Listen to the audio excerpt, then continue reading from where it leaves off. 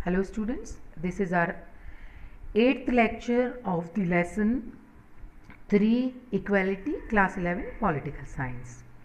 तो यहाँ हमने इक्वालिटी के 3 डायमेंशंस को पढ़ा प्रीवियस लेक्चर्स में, जिसमें हमने पॉलिटिकल इक्वालिटी को पढ़ा, सोशल इक्वालिटी को पढ़ा, इकोनॉमिकल इक्वालिटी को पढ़ा।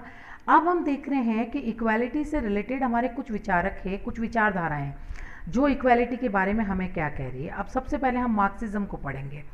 Karl Marx was an important 19th century thinker who argued that the root cause of entrenched inequality was private ownership of important economic resources such as oil, land, forest, as well as other form of property.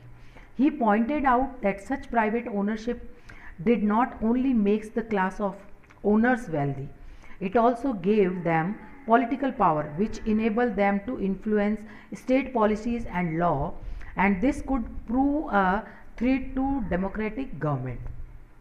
सो हम Marxism की जो विचारधारा है, जब उसके बारे में हम समझने की कोशिश करते हैं तो कार्ल मार्क्स जो एक बहुत इंपॉर्टेंट थिंकर थे 19th सेंचुरी के थे, उन्होंने इसका रूट कॉज माना है कि जो प्राइवेट ओनरशिप है, प्राइवेट जितने भी टेक्सटाइल ओनरशिप, जितने भी बिजनेसमैन है, वो जितने उनके हाथ में जब तक सोसाइटी के ये बागडोर रहेगी, सोसाइटी के सारे पावर्स रहेंगे, इनफैक्ट वो पॉलिटिक्स को भी इन्फ्लुएंस करेंगे और अपने अकॉर्डिंग लॉज भी बनवा सकते हैं। तो ये हमारे जो भी मार्क्सिज्म की विचारधारा वाले लोग थे, उनके बारे में हमने ये पढ़ा है। Marxist and socialist feel that economic inequality provides support to other form of social inequality such as differences of rank or privileges. Therefore, to tackle inequalities in society, we need to go beyond providing equal opportunities and try and ensure public control over essential resources and form of poverty. तो यहाँ पे इनका ये मानना है कि जितनी भी इकोनॉमिक इनइक्वालिटी है वो ज़्यादा से ज़्यादा जो अदर सोशल फॉर्म की जो इनइक्वालिटीज़ है उनको सपोर्ट करती है, क्योंकि वो ज़्यादा से ज़्यादा उन लोगों को रैंक देते हैं, प्रिविलेजेस देते हैं। इसकी वजह से सोसाइटी में जो इनइक्वालिटीज़ होती है उनको टैकल करना बहुत मुश्किल हो जाता है।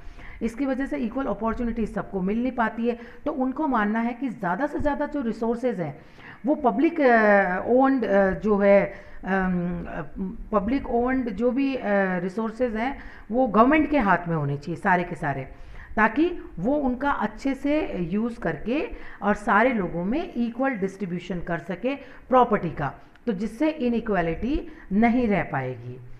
Thank you. This was all about for today's lecture.